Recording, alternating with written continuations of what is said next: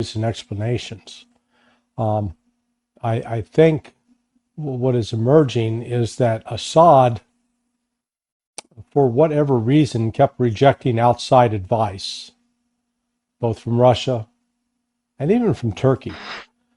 He had declined to meet with the Turks, uh, and I don't know what he thought his goal was, his ambition was, but and some of this goes back a few years where he rejected Russian offers to really train up and professionalize the Syrian military. So there were a lot of underlying problems. Turkey took advantage of this situation to seize Aleppo and to get into bed with Hayat Tahrir al-Sham, HTS.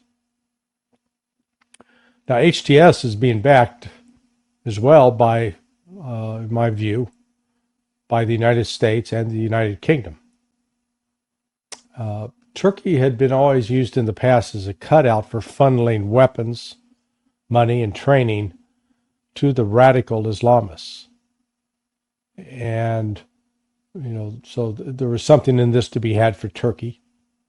The primary contact for both the U.S. and the U.K. was through Turkish Intelligence Service, MIT.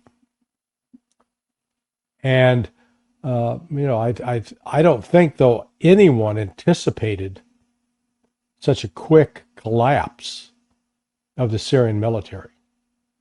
Clearly, people were caught off guard. So, did the Russians and the Iranians know that they had problems with Turkey? Probably. Do they know it was going to collapse? I don't know. This will get chalked up as an intelligence failure, I'm sure. Did the U.S. know? I doubt it. They were hopeful, but they were making these predictions 11 years ago that about Assad's imminent collapse. Ultimately, this is on Assad because he didn't do a good job for his country. Reportedly, the army was underpaid, and corruption was allowed to go unchecked. And so he just sort of went along with it. And so you've now got this chaos. And that's where people really need to focus. These folks said, oh, this is a big black eye for Russia and for Iran. Yeah, but you know what? Syria is not on the border of Iran and Russia. Turkey is, Iraq is, Jordan, Israel. They've got some things to worry about now going forward because, number one, the ideological nature of HTS is so deeply infused with this Salafist view of Islam. For they envision a global caliphate. Jelani reportedly has toned down that rhetoric. Oh no, we just want to do it in this country. Oh, okay. But everything's going to be ruled by Islamic rule, more strict than anything you've seen in Saudi Arabia.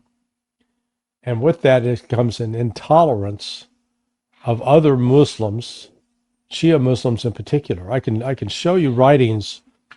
One of the predecessors of Jelani was Zarqawi, who formed ISIS or Daesh. And so Jelani was part of that early on. And in the writings of Zarqawi, there was no mercy, no tolerance of the Shia. Now, to the average Christian, to the average Jew, looking outside in at the Muslims, they go, well, what's the difference? Shia, Sunni, they're all Muslim. They all follow the basic tenets of Islam of, doing the Hajj and, praying a certain number of times a day and reading the Quran, the duties that attend with what being a Muslim means.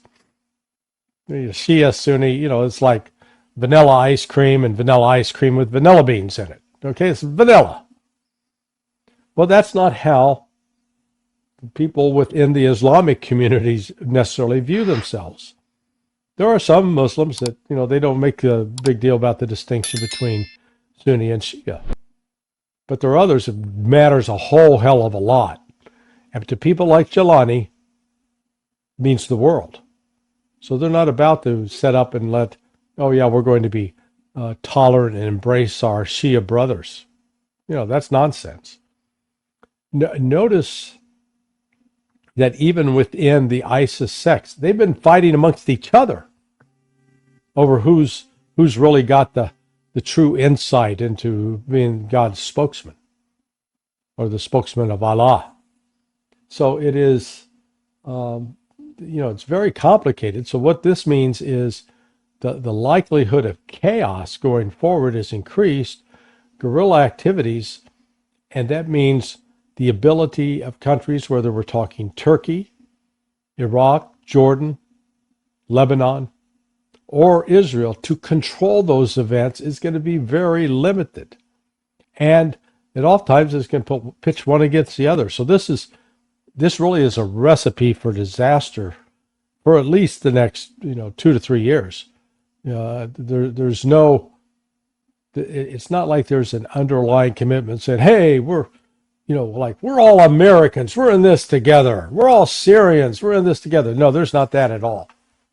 You've got Christian communities, you've got Alawite communities, you've got Druze communities, you've got Kurdish communities, and you've got the Sunni Muslim communities. And you got the communities with loyalties to the Turks, communities with loyalties or family relationships with Iraq and with Jordan. So it's I think the technical term is big fucking mess. What's fascinating is, number one, HTS, the first appearance it makes is in the country reports on terrorism issued by the Department of State in 2018, which covers the events for 2017. And they notice, hey, the HTS was formed in January of 2017, brought together al-Nusra and 2 or 3 other groups. Well, al-Nusra's predecessor was ISIS. Al-Nusra was involved with the false flag chemical weapon attack that the White Helmets proclaimed back in 2013 was carried out by the Syrian government, which was a lie. It was al-Nusra and elements connected with al-Nusra. And so here comes Jelani. So Jelani is now, since 2017, and the State Department's supposed to issue that report every year. So like this year's 2024, they should have issued the report for 2023, to say in April. Well, they didn't do it. So the last report that's out is for 2022. So in that 5-year period, from 2017 through 2022, appearing in the top 10 of terrorist groups worldwide, Hayat Tahrir al-Sham. Okay, they're in the top 10.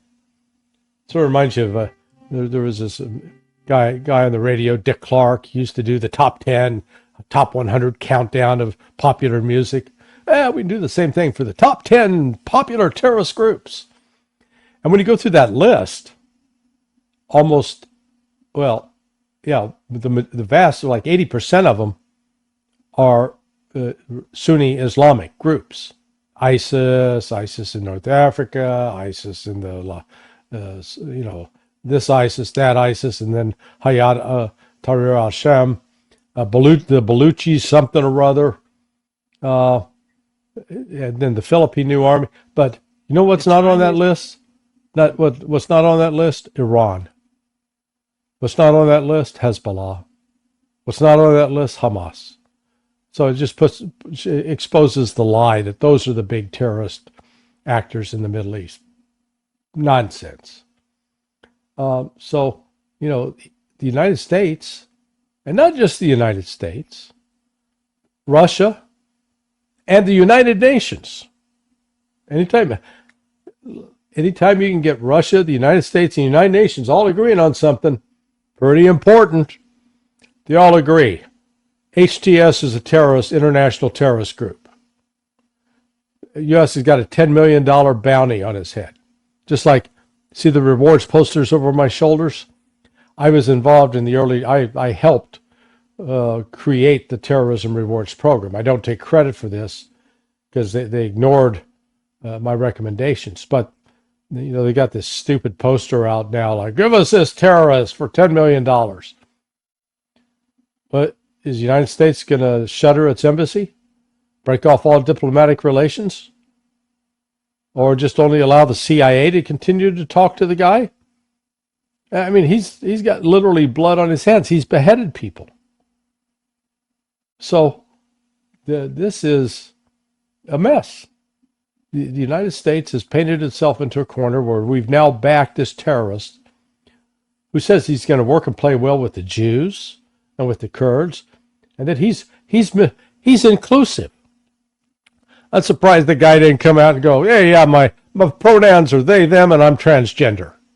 If he would have done that, it would have been, complete world turned upside down.